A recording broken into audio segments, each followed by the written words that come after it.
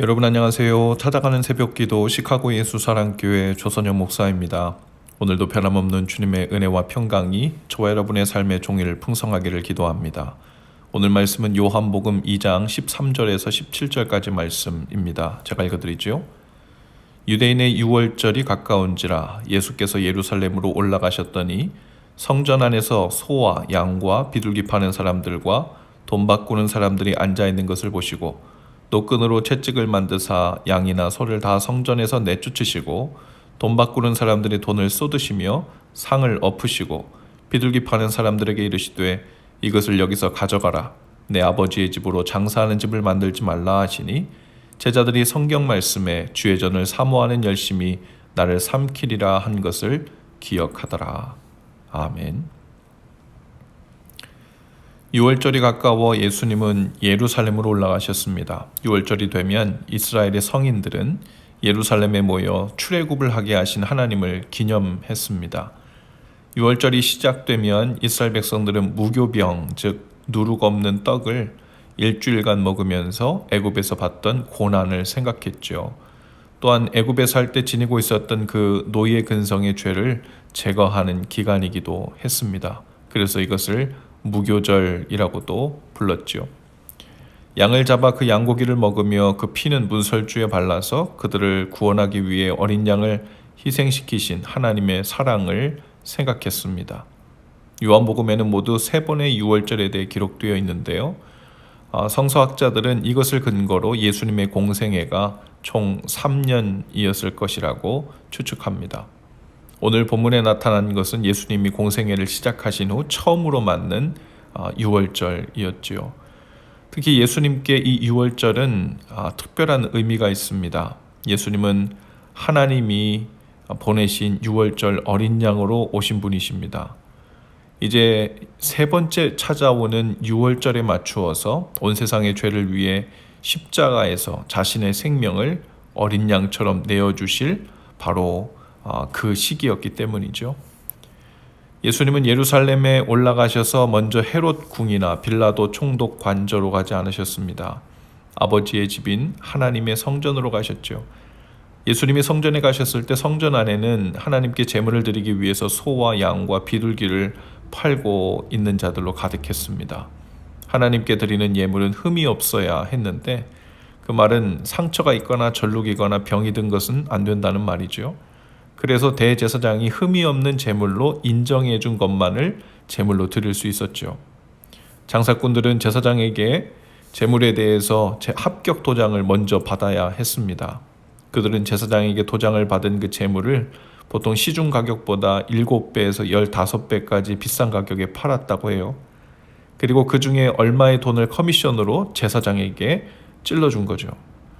또 성전에서는 돈을 바꾸어주는 환전상들이 있었는데 외국에서 유월절을 지키러 온 사람들에게 이스라엘의 화폐로 바꾸어준 것입니다.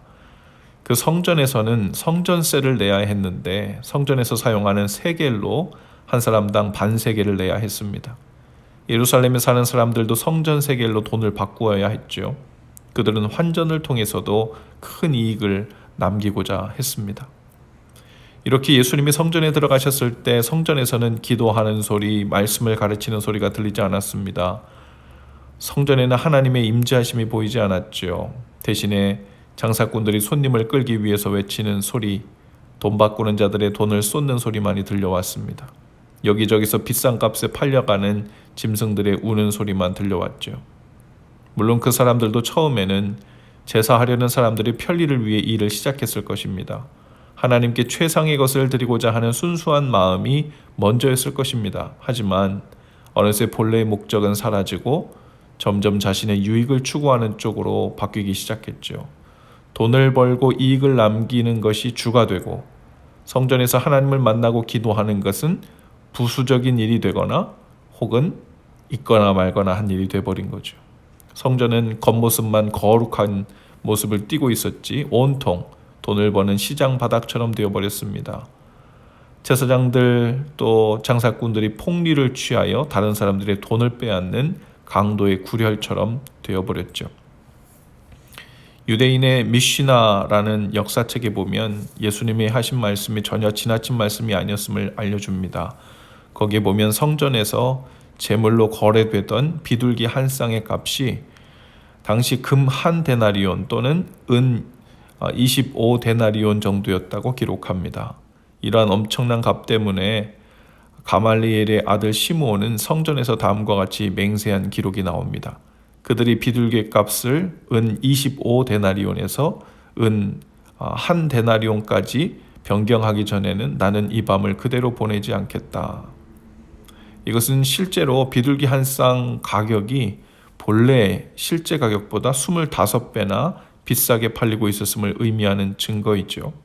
실제로 제사장과 장사꾼들은 강도였고 그 성전 안에 온통 강도의 구렬이 되었던 것이 맞죠. 예수님은 노를 바라십니다. 돈 바꾸는 자들의 상을 둘러엎으시고 노끈으로 채찍을 만들어 짐승들을 쫓아냅니다.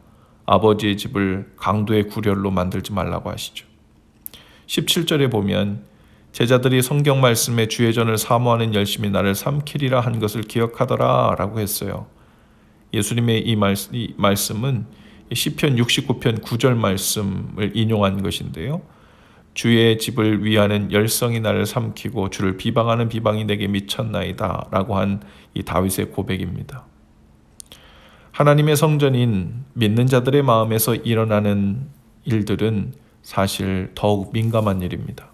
눈에 보이지 않기 때문에 눈에 보이는 성전보다 오히려 더욱더 그 거룩함과 순결을 지키는 것이 어렵죠.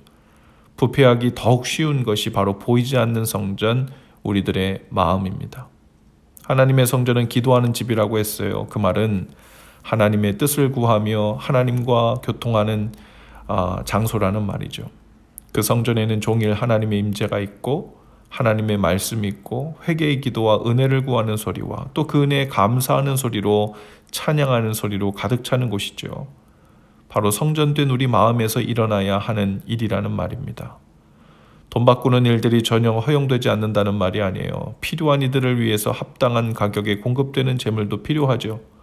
그러나 하나님의 성전에 가득해야 할 기도와 교제, 죄 용서받은 은혜와 하나님의 백성된 은혜의 소리들이 묻혀버리는 것은 성전을 더럽히는 일이고 강도의 구렬로 만드는 일입니다. 오늘 우리의 마음이 강도의 구렬이 되지 않고 마땅한 합당한 하나님의 성전이 될 수 있기를 바라요. 하나님의 성전인 저와 여러분의 마음에서 마땅히 들려야 할 소리, 마땅히 채워져야 할 소리들로 가득할 수 있기를 축복합니다. 하나님의 뜻을 구하는 소리들로 채워지길 바랍니다. 하나님의 마음을 찾는 소리들이 들릴 수 있기를 바랍니다. 죄를 자백하고 용서를 구하며 죄에서 돌이키고자 하는 기도의 소리들이 채워지길 바랍니다. 먼저 베푸신 은혜에 대한 감사의 소리, 또한 그 은혜를 더욱 힘입어 살고자 성령님께 도움을 구하는 소리들로 채워질 수 있기를 바랍니다. 하나님을 찬양하는 소리와 그 생각들로 채워지는 우리 마음의 성전이 될 수 있기를 주님의 이름으로 축복합니다. 기도합시다. 주님의 성전된 저희 마음이 마땅히 채워져야 할 것들로 가득해지는 은혜가 있기를 원합니다. 오직 눈앞에 있는 이득을 취하고 더 좋은 것을 취하기 위해서 시끄러운 시장 바닥처럼 정신을 놓고 살지 않게 하시고 하나님의 성전인 마음을 잘 지키고 주님 보시기에 합당한 마음과 생각들, 기도와 감사로 채우는 지혜가 있게 하옵소서. 예수님 이름으로 기도합니다. 아멘. 여러분 오늘도 예수 사랑으로 화이팅입니다. 내일 아침에 다시 찾아뵙지요.